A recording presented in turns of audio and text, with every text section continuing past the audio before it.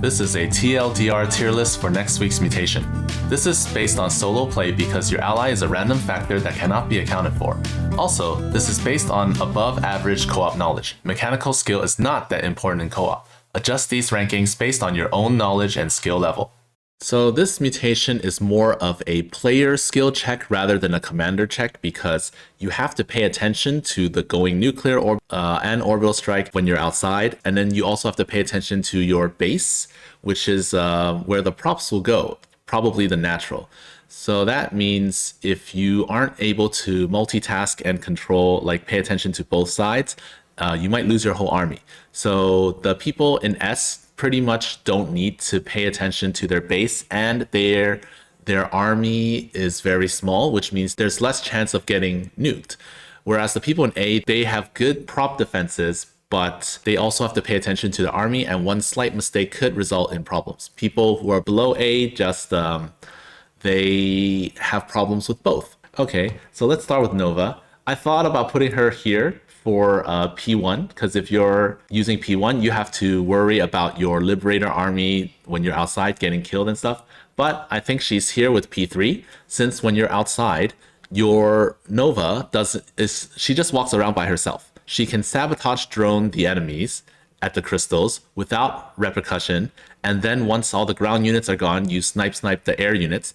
Props who walk by her will not touch her, which means there's no problem. So it's just one unit.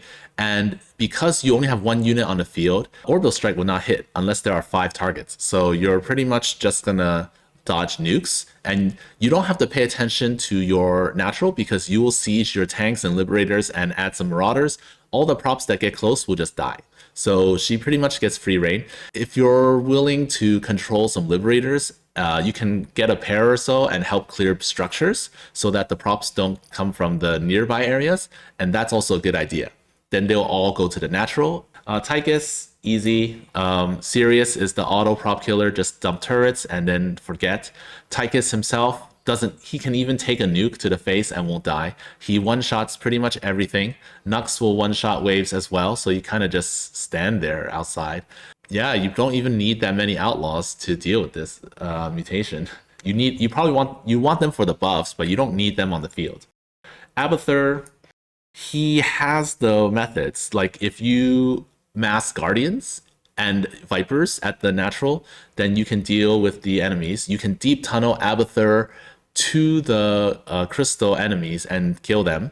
And you can also control like 3 Leviathans and a few Guardians and Vipers and fly around. But the difference is that while he has an auto prop killer, he has to pay attention to his army. So you can't let his army get nuked. And that's why he's here. Kerrigan is S because she has P3, so she can snipe props. If you use Omega Worms, which you should, you can just pop in and out, so you can hide from nukes.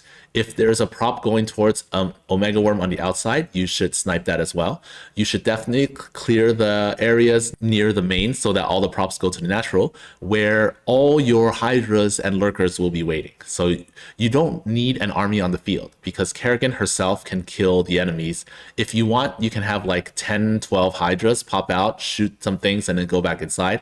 But that still leaves like a ton of Hydras and Lurkers at the natural to deal with props. So she's very good. Stukov has to worry about his army. He has Diamondbacks and tanks to deal with props at home, but on the field, you have to pay attention to your army, and it's hard to reinforce. You can deep tunnel a few tanks to help with clearing the enemies at the crystals, but you also have to babysit your workers on the way there. That's true for many commanders, but that's less important than like keeping your army alive. So yeah, he's pretty good. Stettman, because of his Statellite mechanic, it's kind of tricky to use him. So I used Hydras with this.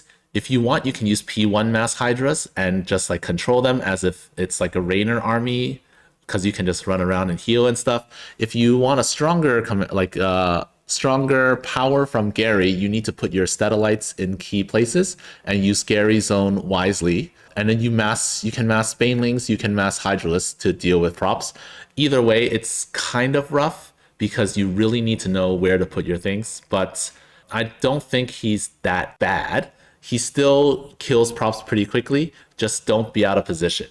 Han and Horner, your auto prop killers will be like patrolling Hellions. You just need like 6 of them, but I would suggest putting like 10 or 12. And then you have your air fleet. So like you have Wraiths or battle cruisers, probably Wraiths because they're faster. They can take care of the enemies that don't get killed by strike fighters. And then you have to babysit your dudes to the crystals. But that's less like that's true for everyone. Phoenix doesn't have an auto prop killer. Your best bet is to have like Warbringer plus a lot of shells, but that's only against like one prop. And when you're fighting multiple props, Warbringer's ability will be on cooldown, which means you have to pay attention and kite. If you want, you can add like Tal'Darim and Immortals to help out, but still not great. And when you're on the offense, you need like Caldalis, but you also need to be you're not fighting together with your shells, so you have to babysit like 1.5 areas kind of. You have to babysit your shells while you're like moving Caldalis at the enemy crystals, probably off screen so that you can keep an eye on your shells. And you need to make sure your conservator is alive. You have to also make sure that no props are nearby because Caldalis doesn't really want to fight props by himself. So it's really tricky to do, but it's doable. Dehaka, he can pretty much be outside or a pack leader by himself while you have guardians and impalers at the natural to deal with props. Vorazun is very tricky. I think you should one base this and mass Oracle Corsair instead of DTs, and then you use Dark Pylon to teleport workers to crystals and then take them out. Time Stop, of course, can help clear enemies and stuff. Still kind of tricky. You also need to you also need to keep some oracles at home to keep dumping stasis wards so that the props don't eat your cannons. And you have to keep doing this throughout the game. It's really a lot of work, but it's doable. It's doable. Raynor is okay, or good. His bio, great. If you want to use P3 like BCs, that's also fine, but I find BCs to be kind of slow and risky again when there's going nuclear and you can't like get out of the way. If you use P1 bio, that's also good. You do have to, like the other guys, pay attention to your army. And if you have enough bio at home, you can deal with props without even looking. So just Marauder slow plus tanks.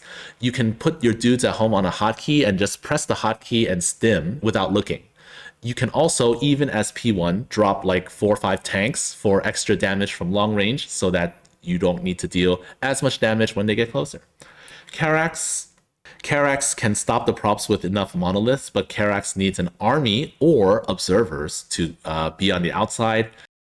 Yeah, let's just do this. Just thinking about it now, Karax, you're essentially controlling a hero observer, right? And you have extra hit as well, so your workers get an extra hit.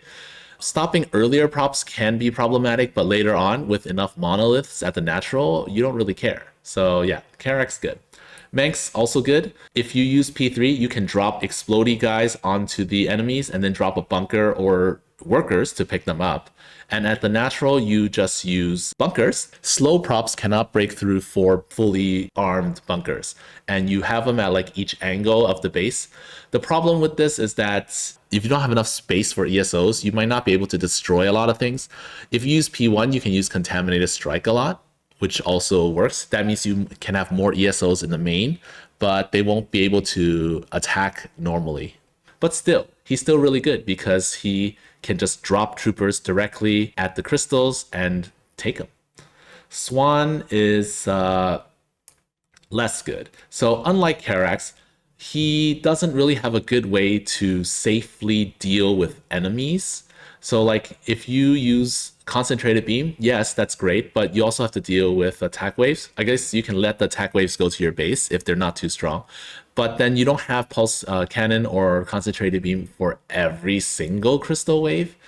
And you also might miss some enemies, so then you need something to clear them, and the regular drill is kind of slow. The good thing is you don't need that much static defense to stop props. You just need like 3 or 4 blaster billies, and as the game goes on, you just put more behind each other so that they would never ever get close. So he needs an army of wraiths, which means you have to babysit them. Even if it's not like 30, 40 wraiths, even with just 12 wraiths, you do have to babysit them. So that's a little bit of extra work, but he's still pretty solid.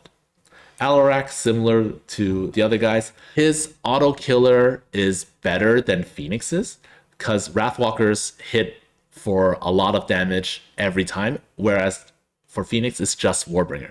But if you have like 5-6 Wrathwalkers plus overcharge, you can stop a ton of props going towards your base. Like, well, a ton, not like a mistake train, but more like the usual 4 or 5. You can stop them all pretty easily with overcharge, and then all you need to do is pay attention to Alarak plus his mothership and the army that's trying to get the crystals.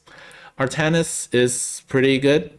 He has Guardian Shell if you use P0, so you can get nuked once and stuff, but it's not great. I don't think it's good because you lose clearing power and power against attack waves. So I suggest using P3, which means you do have to micro your army. So you need to micro your Dragoon army that's pushing forward, while your auto prop killers will be a bunch of Dragoons at home plus like 4 or 5 Tempests. Once you dump a few Tempests over your Nexus, the props can't really get close because they get hit by several Tempests before the Dragoons even start shooting. So they're pretty much dead before they get close. So yeah, so you just pay attention to your army and your workers. Zeratul, he's like a one-man show. You can have monoliths, and then you add abrogators in the late game. You rely on stalkers, ambushers early on, and then once you have like 3-4 abrogators at the natural, you just kill whatever's coming. Monoliths will slow them down. Cannons will deal a lot of damage as well. And then your army is just basically Zeratul and maybe some projected cannons, which you can cancel when props get close. Zagara is very good because she's a one-man show or one-woman show. Well, she summons banelings and hunter killers, which help out a lot. She can also transport workers in overlords to the crystals, so they essentially have like an extra hit from a nuke if necessary, and they don't have to walk. So that's very, very helpful. And at your natural, you just place bio launchers, you shoot them, you just point them at the ramps, and if they hit the props, great. If they don't, then let the banelings take care of them. And you should rebuild your baneling nest at the natural so your free banes spawn right there, ready for use. That's it for this tier list. You can extrapolate this info to your duel runs. Good luck with the mutation.